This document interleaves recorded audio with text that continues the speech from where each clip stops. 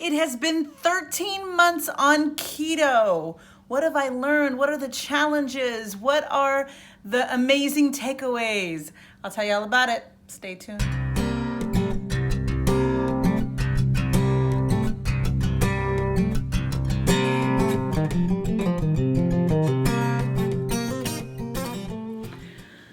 I can't believe it's been 13 months, guys. 13 months consecutively that I have been on keto. I mean, that's insane. And when you break it down, that is literally from today, it's 405 days. 405 days that I have been doing keto and staying on plan.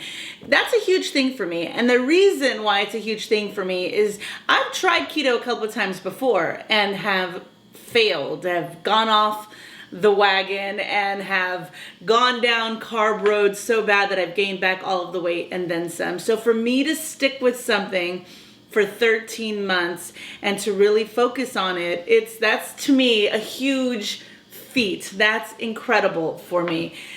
I just want to say what some of the challenges have been this year. If you're thinking about starting keto and you want to know what it's going to be like 13 months down the road, the pluses, the minuses, the challenges, the wins, that's what this video is about. So I will say I started off this journey at my highest ever recorded weight of 265 pounds.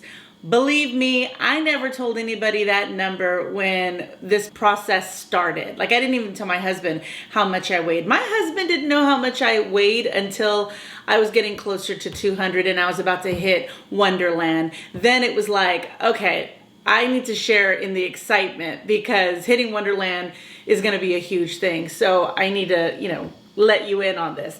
And it wasn't that bad for me to tell somebody else what I weigh. And mind you, deciding to do a YouTube video to document my weight loss journey, I'm telling everybody what I weigh right now and my measurements and what I look like before, at my worst, at my heaviest. So it's very liberating. It makes you feel like, hey, it's just a number. The number on the scale doesn't define me. It doesn't make me smarter. It doesn't make me funnier. It doesn't make me more talented. It doesn't do anything for me except show what a scale says. And it doesn't even really have anything to do with how close fit, really, because somebody who can be 200 can fit better in clothes than somebody else who's 200 pounds. So I've really have changed my view on weight and a number and the importance of it and the taboo-ness of it. All of that is kind of out the window. And another reason why me saying my weight is now not a big deal anymore is because I really truly believe it's all temporary. I'm seeing the scale go down and, it may go down slowly, but I'm seeing it go down. So I could say I'm 200 pounds today, but that's not going to be what I'm going to be, in a month from now or 2 months from now or 6 months from now or 13 months from now. So some of the things that I've noticed while doing this, because mind you, if you saw my other videos early on, I talked about everything that I had done before. And as most of you who are on a weight loss journey have probably done very similar things, if not the exact same things that I've done. I mean, Jenny Craig, Weight Watchers, cabbage soup diet, low carb diet. I was even taking pills. I was taking a hydroxycut to try and really lean out back in the day, very, very, very back in the day. I literally was doing everything I could, Nutrisystem, like everything that I could to lose weight. And so the only thing that I really had success and felt like I could have longevity in was doing low carb when I did it. So when keto came around and it was like, oh, so it's kind of the same thing. I'm counting carbs or I'm making sure I'm staying under 20 net carbs. I think this is something I could do because when I was living in California and got down to my lowest weight, that's what I was doing. So I felt really like, okay, good. I'm not embarking on anything, on unknown territory. Like, it's not 100% new to me. I feel like I can do it. So when I decided to do keto and I started seeing everything popping up about keto, I was like, what is this? And then my brother-in-law did it and looked like he leaned out like overnight. And I was like, what are you doing? And when he mentioned keto, I was like, okay, that's it. I'm on board. What is this? How do I do it? You know, I need to do something. So my highest weight was 265 pounds. Today I am weighing at 192. So I have lost a total of 73 pounds in the 13 months. So yes, that's incredible. And yes, I feel great. And the biggest lesson that I've learned on this journey is really trying hard not to compare myself to others. Because if you're in the keto community and the weight loss community, you're seeing the numbers that other people are pulling, right? You're like, what? You lost 30 pounds in a week? You know, it's like, or in a month? Like, how is that possible? I haven't lost 30 pounds in a month. So that has been the hugest challenge for me. Okay, so some of the things that I love about being on keto is that I don't have any more cravings or addictions. I don't feel powerless against certain foods. So if I'm in a situation where people are eating donuts or cupcakes at a birthday party, or, you know, eating something that I used to have that was carb filled and sugar filled, I don't feel like, oh my God, let me just have a taste. And oh my God, I missed that. Now screw it. Let me just have it today. Like, those cravings are gone, and feeling powerless is 100% gone. Like, I could literally be in a room full of pasta and not feel the need to, like, let me just taste this. So that feels incredible, to have your power back. Another thing that I love about this journey that I've been on is how great I feel. Like, I can't express to you enough how uncomfortable I felt at my heaviest weight.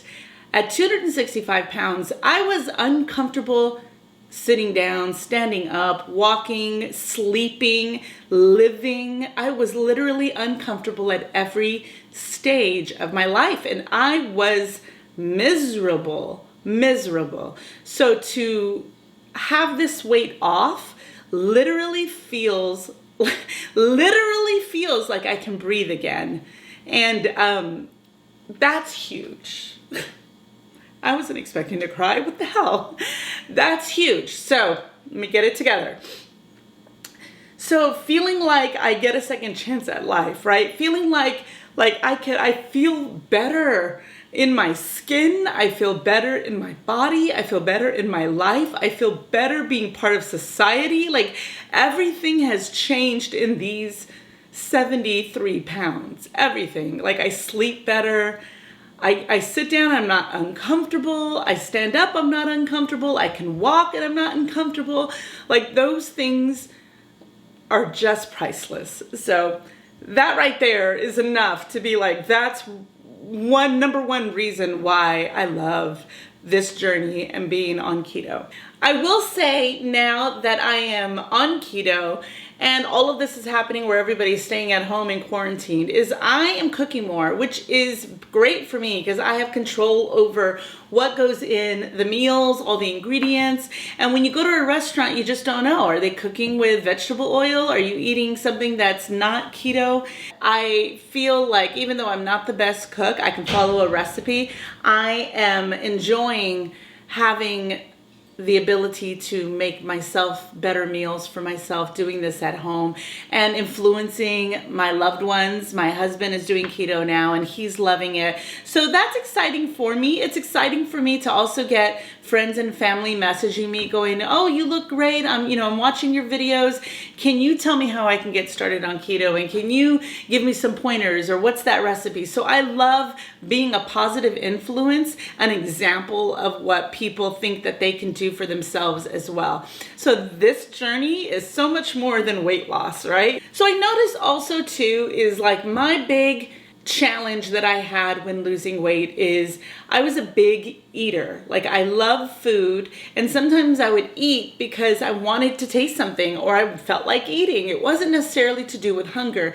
So to really check in with myself and go, okay, are you hungry? Are you full? How much, and it's still a daily battle. Like the other night on Sunday when I had a huge, ginormous bowl of keto chili and I ate it all with cheese and sour cream, and I didn't check in with myself. I didn't check in with myself to say, okay, have you had enough? or maybe only half of this would be all you need. Like, I didn't do that. I poured the whole thing in a bowl and I ate it, and I felt sick afterwards, and I felt sick for like 2 days afterwards. I had to intermittent fast and like get bulletproof coffees to try and get MCT oil in my system to move everything out, because I just felt bloated and sick because I overate. So realizing I don't need as much food as I did when I was 265 pounds, that's been a huge learning curve for me as well. And getting out of the habits that I've always had for many years, like, oh, it's time for breakfast, or it's time for lunch, and it's eating when it's time and not eating when it's hungry. So that's a huge lesson that I've learned as well on these 13 months.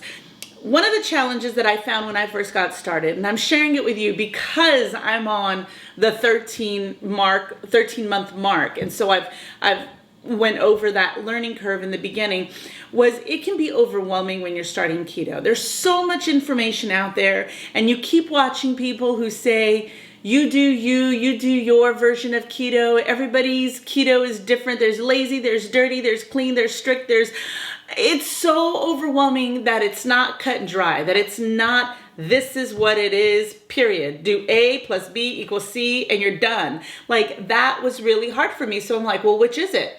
Can I have artificial sweeteners or can I not have artificial sweeteners? Some people are having a Diet Coke, some people are not. Some people are doing dairy and some people are non-dairy. Like, the information and the variety that's out there is really stressful. Do you track? Do you not track? I mean, it's just like, what do I do? And I could feel that stress. And that's a reason why I quit. One of the first times when I started was like, this is too much. I don't want to have to track every single morsel that goes in my mouth. I don't want to have to enter everything into an app before I eat it. This is bull. Like, I don't want to do that.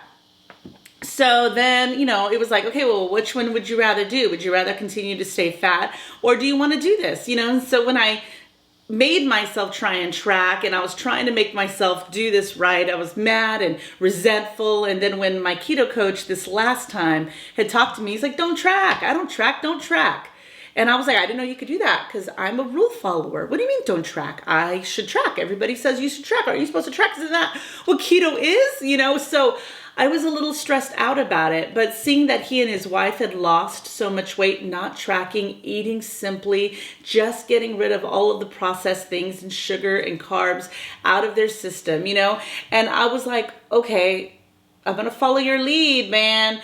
And there are times in these 13 months that I have been stressed out. I have been wondering if I'm doing it the right way. Should I do anything different? Should I track this week? Maybe I need to cut out dairy. Maybe I need less calories. Am I eating too much? Like, I do overthink things because I want to do it the right way. And again, like, you'll see a million people tell you there is no right way you do your own keto, but in essence there is, because to me it's like, so you're either doing keto or you're doing low carb, or you're just watching your carbs, or you're doing, like, what makes something keto? And when you do your research, you'll find what makes you on a keto lifestyle is when your body is in ketosis, right? So whether you're doing that at 50 carbs, 20 carbs, 10 carbs, no carbs, if your body is burning fat for fuel instead of the carbs and sugar that you are eating, then you are in ketosis. So that is a ketogenic